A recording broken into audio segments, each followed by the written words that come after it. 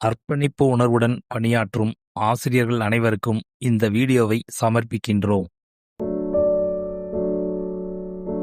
மலையடிவாரத்துல வேதாந்தபுரிங்கிற ஒரு ஊர் இருக்கு. ஓய்வு பெற்ற வசந்தா டீச்சர் அங்க வாழ்ந்துட்டே இருக்காங்க. தள்ளாத வயசுல இருக்காங்க. இவங்க டீச்சருங்கிறதே யாருக்கும் தெரியாது. அக்கா, அம்மா, பாட்டின்றதான் அவங்கள கூப்பிடுவாங்க.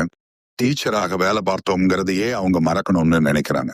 ஏன்னா அவங்களுக்கு ஏற்பட்ட அனுபவம் அப்படி. ஆசையோட ஆசிரியையா சேர்ந்தாங்க. ஆனா பாடம் நடத்த தெரியலன்னு அந்த பள்ளியிலிருந்து கட்டாய ஓய்வு கொடுத்து அனுப்பிட்டாங்க. நகரின் பிரபலமான பள்ளி அது. வசந்தா டீச்சர்னாலே மாணவர்களுக்கு உற்சாகம் வந்துடும். மத்த டீச்சர் பாடம் நடத்தும் போதெல்லாம் வகுப்பறையே அவ்வளவு இறுக்கமா இருக்கும். புரியுதோ இல்லையோ எதிர்கேள்வி எதுவும் கேட்காம அமைதியா இருக்கணும். அதுதான் ஒவ்வொரு டீச்சரோட எதிர்பார்ப்பு. பள்ளி நிர்வாகமும் அதைத்தான் விரும்புச்சு. ஆனா வசந்தா டீச்சர் வந்தா மட்டும் வகுப்பே கலகலப்பாகிடும். பாடத்துக்கு உதாரணமா நிறைய விஷயம் சொல்லுவாங்க. அது கதையா இருக்கும், நாட்டு நடப்பா இருக்கும், நகைச்சுவையா இருக்கும். அதனால வசந்தா டீச்சர்னா இந்த மாணவிகளுக்கு அதிக இஷ்டம். ஆனா பள்ளி நிர்வாகம் இதையெல்லாம் விரும்பல. ஒவ்வொருத்தரையும் அதிக மார்க் வாங்க வைக்கணும், மாவட்டத்துல அதிக தேர்ச்சி பெற்ற பள்ளியா வரணும், அதுக்கு ஏத்த மாதிரி மார்க் ஸ்கோர் பண்றதுக்கான மெத்தடை ஃபாலோ பண்ணுங்கன்னு கண்டிக்க ஆரம்பிச்சாங்க. அதுக்காக பாடத்தை சரியா நடத்த மாட்டாங்கன்னு வசந்தா டீச்சரை சொல்ல முடியாது. இறுக்கமில்லாத மனோநிலையில மாணவர்கள் ஜாலியா கத்துக்கிற சூழ்நிலையத்தான் அவங்க ஏற்படுத்திட்டே இருந்தாங்க. ஆனாலும் வசந்தா டீச்சர் போற வகுப்பெல்லாம் மாணவர்கள் சிரிச்சிட்டு இருக்கிறதும், அவங்க மேல மட்டும் மாணவர்கள் அலாதியான பிரியமாக இருக்கிறதும் மற்ற டீச்சர்களுக்கு பிடிக்கல. அதனால பள்ளி நிர்வாகத்துக்கிட்ட போட்டு கொடுக்க ஆரம்பிச்சிட்டாங்க. பாட்டி, பாட்டி என்று பக்கத்து வீட்டு குழந்தை ஒன்று அழைத்ததும் நினைவுகளில் இருந்து வசந்தா மீண்டு வந்தார். என்ன கௌசல்யா என்றார் ஜன்னலில் முகம் காட்டியபடி. அதற்கு அந்த குழந்தை யாரோ உங்களை பார்க்க வந்திருக்கிறாங்க என்றாள். கதவை திறந்த வசந்தா டீச்சர் வெளியே வந்தார். அங்கு நடுத்தர வயது மனிதர் நின்று கொண்டிருந்தார். அவரது கையில் இன்விடேஷன் இருந்தது. வசந்தா டீச்சரை பார்த்ததும் அவரின் கண்கள் மலர்ந்தன. டீச்சர் என்றபடி அவரது காலில் விழுந்தார். டீச்சர் என்ற அழைப்பு அவருக்குள் மின்னலை ஏற்படுத்தியது. 40 ஆண்டுகளாகிவிட்டது டீச்சர் என்று தன்னை அழைப்பதை கேட்டு. அந்த சந்தோஷ அதிர்வினால் அவரது உடல் மெல்லமாய் நடுங்கத் தொடங்கியது.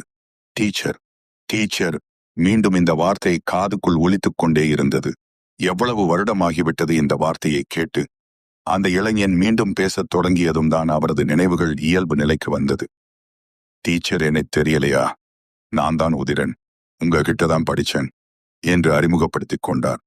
ஆனாலும் அவருக்கு அவனின் மாணவ பருவத்து உருவமோ அவன் குறித்த பள்ளி நினைவுகளோ சட்டென்று நினைவுக்கு வரவில்லை. வீட்டுக்குள் வந்த உதிரன் ஏதோ கோயிலுக்குள் வந்ததைப் போன்ற உடல் அசைவுகளுடன் பேசிக்கொண்டே இருந்தான். தான் இப்போது தூதரக அதிகாரியாக வெளிநாட்டில் வேலை பார்ப்பதாகவும் பள்ளியில் படித்தபோது ஏற்பட்ட சம்பவங்கள் ஒவ்வொன்றையும் மெய்மறந்து சொல்லிக் கொண்டே இருந்தான். முடிவில், டீச்சர், உங்களை பார்க்க மிகவும் சிரமப்பட்டு இங்கு வந்தேன். உங்க பழைய அட்ரஸ்ல எல்லாம் தேடி தேடி பார்த்து கடைசியில இங்க வந்தேன் என்றான். பிறகு, டீச்சர், நம்ம பள்ளி பொன்விழா ஆண்டு நிகழ்ச்சி நாளைக்கு நடக்குது. அங்க முன்னாள் மாணவர் சங்கம் சார்பில் நிறைய ப்ரோக்ராம் நடக்க போகுது. கண்டிப்பா நீங்களும் வரணும் என்றான். பின்பு அழைப்பிதழை எடுத்து டீச்சரிடம் கொடுத்தான். வயோதிகம் காரணமாக அவரது கைகள் நடுங்கின. அழைப்பிதழை பிரித்து ஒவ்வொரு பக்கமாக பார்த்தார்.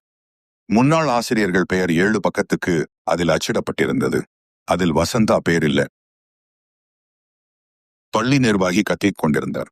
வசந்தா மிஸ், இதுதான் உங்களுக்கு லாஸ்ட் சான்ஸ். இந்த வருஷம் உங்க வகுப்புல எல்லாரும் ஃபர்ஸ்ட் கிளாஸ்ல பாஸ் ஆகி இருக்கணும். நம்ம ஸ்கூல்ல உங்க வகுப்பு தான் மோசமா இருக்கு. இதை எப்படியாவது கரெக்ட் பண்ணிடுங்க.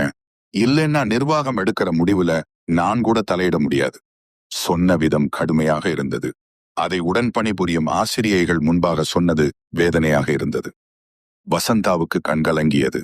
ஆனாலும் வீட்டுச் சூழ்நிலை, பொருளாதார தேவையெல்லாம் ஒன்று சேர்ந்து தன் பக்கத்து நியாயத்தை பேச விடாமல் தடுத்தது. Okay sir, I will try என்றார். ட்ரை பண்ணாதீங்க, செஞ்சு காட்டுங்க என்று காட்டமான ஒரு பதில் வந்தது.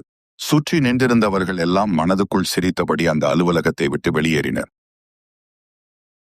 டீச்சர், டீச்சர் என்று தன் கையை பிடித்து உதிரன் உழுக்கத் தொடங்கினான்.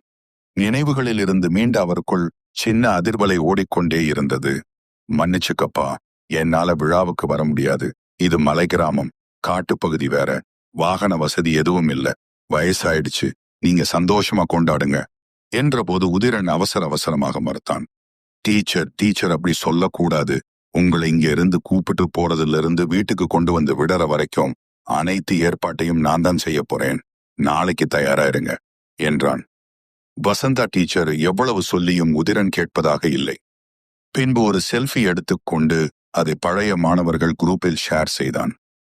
கிளம்பும் போது டீச்சர், உங்களால தான் இந்த நிலைமைக்கு வந்திருக்கேன். மார்க் மட்டுமே முக்கியம் இல்லைன்னு நீங்க கத்து தந்த பல விஷயங்கள் எங்க வாழ்க்கையில இன்னைக்கு வரைக்கும் கூட வந்துட்டே இருக்கு. மார்க் முக்கியம் இல்லையாம், பிள்ளைகளோட திறமைய வளர்க்கறது தான் முக்கியமாம். இதை கேட்க நல்லதா இருக்கு. அதுவா நம்ம பள்ளியோட ஸ்டாண்டர்டை நிர்ணயிக்குது. எவ்வளவு சொல்லியும் நீங்க மாறவே இல்லை. வகுப்பறையில ஒவ்வொருத்தரையும் ஜெயிக்க வச்சா போதும். அதுக்குத்தான் உங்களுக்கு சம்பளம் தர்றோம்.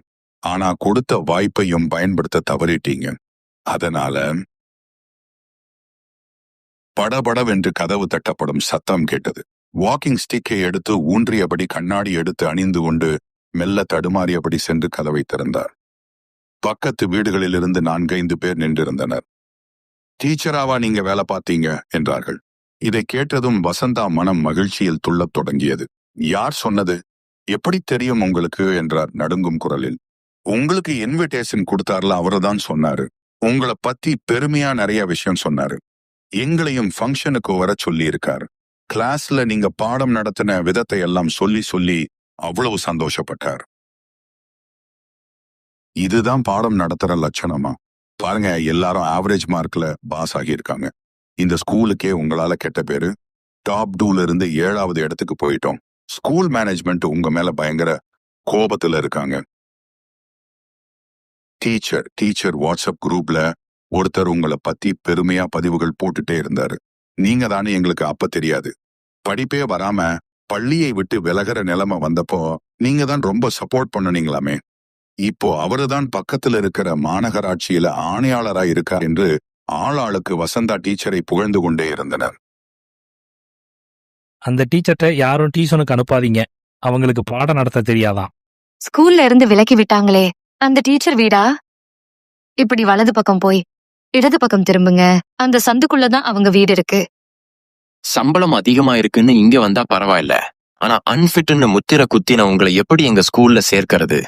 பிள்ளைகளுக்கு புரியுற மாதிரி பாடம் நடத்த தெரியாதான். அதனால ஸ்கூல்ல இருந்து விலக்கிட்டாங்க.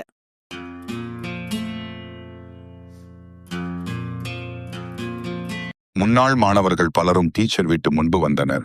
எவ்வளவு மறுத்தும் தங்கள் டீச்சரை அழைத்துச் செல்வதில் ஆர்வம் காட்டினர். காட்டுப்பகுதி என்பதால் அவரை டோலி கட்டி உற்சாக குரல் எழுப்பியபடி அவரை தூக்கிச் சென்றனர். பள்ளியை நெருங்கியதும் அலங்கரிக்கப்பட்ட வாகனத்தில் வசந்தா டீச்சரை அழைத்துச் சென்றனர். வசந்தா டீச்சரின் உருவத்தை ஏஐ தொழில்நுட்பத்தில் உருவாக்கி வழிநடுகிலும் பேனர்களாக வைத்திருந்தனர். அதை ஒவ்வொன்றாய் பார்த்து கொண்டே அந்த அலங்கரிக்கப்பட்ட காரில் வசந்தா டீச்சர் சென்று கொண்டிருந்தார். பள்ளியில் விழா தொடங்குகிறது. முக்கியமான அமைச்சர்கள், பிரபலமான அதிகாரிகள் உள்ளிட்ட பலரும் மேடையில் உட்கார்ந்திருக்கிறாங்க. மேடைக்கு முன்பாக வசந்தா டீச்சரை முன்னாள் மாணவர்கள் வசதியான சேர்ல உட்கார வச்சிருக்காங்க. நிகழ்ச்சியில் முன்னாள் மாணவர்கள் ஆயிரக்கணக்கில் கலந்து கொண்டனர். ஆனால் பலருக்கும் மற்ற ஆசிரியர்களின் நினைவுகளோ பாடம் நடத்தும் விதம் குறித்த ஞாபகங்களோ அவர்களுக்கு இல்லை. அதனால அனைவரும் வசந்தா டீச்சரை பத்தியே புகழ்ந்து பேசிக்கிட்டு இருக்காங்க. ஒவ்வொருத்தரா மைக் பிடிச்சு பேசுறாங்க. ஒரு ஸ்டூடெண்ட் பேசுறார். மதியம் டிஃபன் பாக்ஸ் திறந்து சாப்பிடுறப்போ நிறைய காய்கறியை ஒதுக்கி வச்சிருவேன். இத பார்த்த டீச்சர் எதையும் ஒதுக்க கூடாதுன்னு நான் ஒதுக்கி வச்ச காயை எடுத்து சாப்பிடுவாங்க. டீச்சர் சாப்பிடுறத பார்த்து நானும் சாப்பிட்டுடுவேன். இந்த பழக்கம் இப்ப என் பிள்ளைகள் வரைக்கும் வந்துட்டே இருக்குன்னு சொல்றாரு.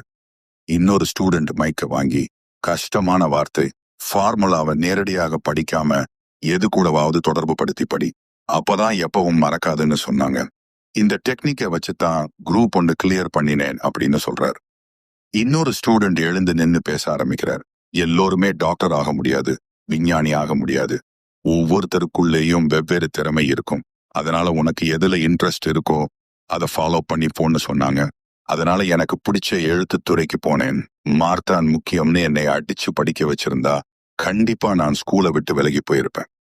என் வாழ்க்கை என்ன ஆகியிருக்குமோ தெரியாதுன்னு ஒவ்வொருத்தரும் ஆர்வம் மிகுதியில வசந்தா டீச்சரை புகழ்ந்து தள்ளிட்டே இருக்காங்க. அதனால பள்ளி விழாங்கிறது மாதிரி வசந்தா டீச்சருக்கு நடத்துற பாராட்டு விழா மாதிரி மாறி போயிடுச்சு. ஒவ்வொரு மாணவர்களும் வசந்தா டீச்சருக்கு ஏகப்பட்ட பரிசுகளை தர்றாங்க. போட்டோ எடுத்துக்கிறாங்க, லைவா டெலிகாஸ்ட் பண்றாங்க. இதை சமூக வலைதளங்களில் பார்த்த ஏகப்பட்ட பேர் அவங்க இணைப்புக்குள்ள வர்றாங்க. சந்தோஷமான குரல்ல, அட நம்ம டீச்சரை தான் இவ்வளவு நாள் தேடிட்டே இருந்தேன், லைவ் டெலிகாஸ்ட்ல பார்த்தது சந்தோஷம்னு உற்சாகமா பேசுறாங்க. இன்னொரு ஸ்டூடெண்ட் பேசுறாரு, நான் இப்போ அமெரிக்கால இருக்கேன், என்னோட வளர்ச்சிக்கு வசந்தா டீச்சர் தான் காரணம்னு சொல்றாரு. நிகழ்ச்சி முழுசும் வசந்தா டீச்சருக்கு பாராட்டா குவிஞ்சிட்டே இருக்கு.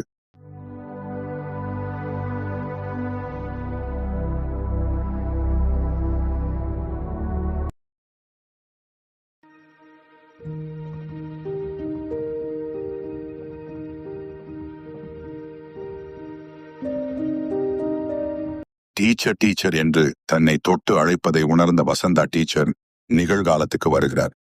வாங்க, உங்களை மேடைக்கு கூப்பிடுறாங்க என்றதும் மறுக்க முடியாமல் மெல்ல எழுந்து நிற்கிறார். அவரை அந்த சேர்ல உட்கார வைத்து மாணவர்கள் தூக்கிச் செல்கின்றனர்.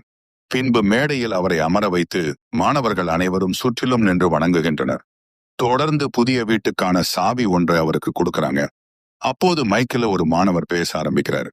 ஸ்கூலுக்கு வரவே அப்ப எங்களுக்கு பிடிக்காது, வசந்தா டீச்சர்னாலதான் ஸ்கூலுக்கு வர்ற ஆர்வமே அதிகமாச்சு. லீவுல கூட ஸ்கூல் வைக்க மாட்டாங்களான்னு நினைக்க வச்சது வசந்தா டீச்சர் தான். எங்க வாழ்க்கை இன்னைக்கு பல மடங்கு உசந்திருக்கு. அதுக்கு காரணமான டீச்சருக்கு ஒரு சின்ன கிஃப்டா ஒரு வீட்டை பரிசா கொடுக்க நினைக்கிறோம். மேலும் அவங்க வாழ்க்கைக்கு தேவையான ஒரு பெரிய தொகையையும் எங்களோட அன்பு பரிசா கொடுக்க போறோம் என்றதும் மேடைக்கு முன்பிருந்த அனைவரும் எழுந்து ஆரவாரமா கைத்தட்டத் தொடங்கினாங்க. வசந்தா டீச்சருக்கு கண் கலங்குது. மனசுக்குள்ள நினைவுகள் ஓடிட்டே இருக்கு. இதே இடத்துலதான் நான் திறமை இல்லாதவ, பாடம் நடத்த தெரியாதவன்னு துரத்தி விட்டாங்க. ஆனா அதே இடத்துக்கு என்னோட ஸ்டூடெண்ட் கொண்டு வந்து எனக்கான அங்கீகாரத்தை கொடுத்துட்டாங்கன்னு நினைச்சு கண்ணீர் விடுறாங்க. தொடர்ந்து தேம்பி தேம்பி அழ ஆரம்பிக்கிறாங்க. அது கவலையில வந்த அழுகை இல்ல, சந்தோஷத்துல தன்னை புரிஞ்சுகிட்டதை நினைச்சு வர்ற அழுகை. சுத்தி நின்னு இருந்தவங்க அவரை சமாதானப்படுத்த முடியாம தடுமாறுறாங்க.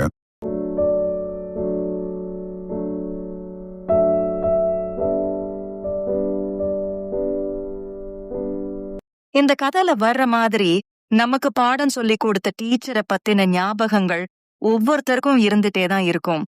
உங்களுக்கு கவர்ந்த டீச்சர் பேர் என்ன, அவங்களோட சிறப்பு என்ன, மறக்காம கமெண்ட் பாக்ஸ்ல சொல்லுங்க. அப்புறம் வழக்கம் போல லைக் பண்ணுங்க, ஷேர் பண்ணுங்க. இதுவரைக்கும் சப்ஸ்கிரைப் பண்ணாதவங்க சப்ஸ்கிரைப் பண்ணுங்க. Tata, bye bye.